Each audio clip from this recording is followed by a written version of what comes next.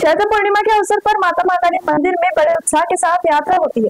इस यात्रा के मद्देनजर विधायक सुधीर मुनगंटीवार ने मंदिर परिसर का निरीक्षण किया। चैत्र पूर्णिमा के अवसर पर माता महाकाली मंदिर में बड़े उत्साह के साथ यात्रा होती है, जिसमें महाराष्ट्र और मराठवाड़ा के विभिन्न जिलों से भक्त बड़ी श्रद्धा के साथ यहाँ आते हैं। भक्त देवी महाकाली के दर्शन और झटपट नदी में स्नान करते हैं। नदी के जल का महत्व तीर्थ स्थल के समान है, जिसके चलते राज्य के पूर्व वन सांस्कृतिक कार्य और मत्स्य पालन मंत्री विधायक सुधीर मुनगंटीवार ने महाकाली यात्रा की पार्श्वभूमि पर मंदिर परिसर का निरीक्षण करते हुए यात्रा और नदी की पवित्रता को समझाते हुए तीर्थयात्रियों के लिए सुविधाएं उपलब्ध कराने की पहल की। राज्य सरकार ने इस यात्रा की योजना और सुविधाओं के लिए आर्थिक योगदान दिया है। यात्रा के लिए 2 करोड़ 90 लाख रुपए की निधि को मंजूरी दी। इस निधि से श्रद्धालुओं के लिए विभिन्न सुविधाएं निर्मित की जा रही है। झरपट नदी क्षेत्र की सफाई कर दी गई है तथा शेष सफाई का कार्य भी चल रहा है। विधायक सुधीर मुनगंटीवार ने कहा कि प्रशासन ने भविष्य में तीर्थ यात्रा के लिए एक स्थायी व्यवस्था बनाने की योजना बनाई है। इस समय भाजपा महानगर जिला अध्यक्ष राहुल पावड़े, महामंत्री सूरज पेदुलवार, सोहम बुटले, मनपा शहर अभियंता बोरीकर, संदीप अगलावे, पुरुषोत्तम सहारे, रवि लोनकर, दिनकर सोमलवार आदि उपस्थित थे। चंद्रपूरची आराध्य देवता माता महाकालीची एक मोठी यात्रा इथं होत असते।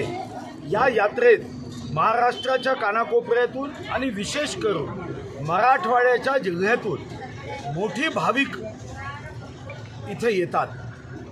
अतिशय श्रद्धेने श्री क्षेत्र महाकालीच्या यात्रेत भक्तिभावाने इथं अभिवादन करतात, साष्टांग दंडवत माता महाकालीला करतात। इथं असणाऱ्या झरपट नदीचं स्नानासाठी उपयोग करतात आणि तीर्थ म्हणून उपयोग करतात।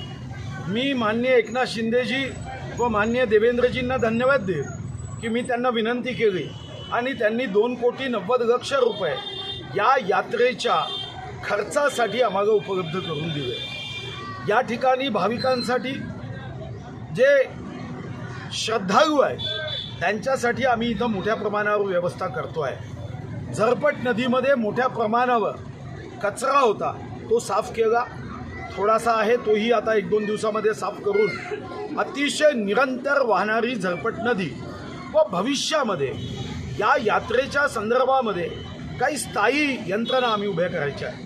खरं तर लहानपणी मी स्वतः या यात्रेत जेव्हा ही चैत्र पौर्णिमेची यात्रा भरायची, मी माझ्या वडिलांसोबत यायचो, आईसोबत यायचो, तेव्हा सारं चंद्रपूर या यात्रेत यायचं। पण धीरे धीरे या यात्रेचं महत्त्व कमी झालं।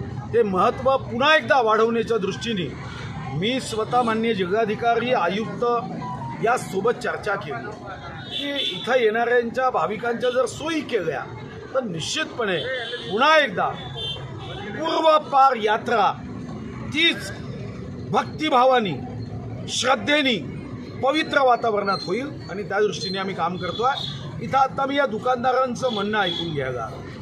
या दुकानदारांनी वर्षभर माता महाकालीच्या भक्ताची सेवा करतात, पण आता मात्र 7-8 दिवस त्यांना प्रशासनाचा त्रास होऊ नये, व्यवस्था योग्य व्हावी।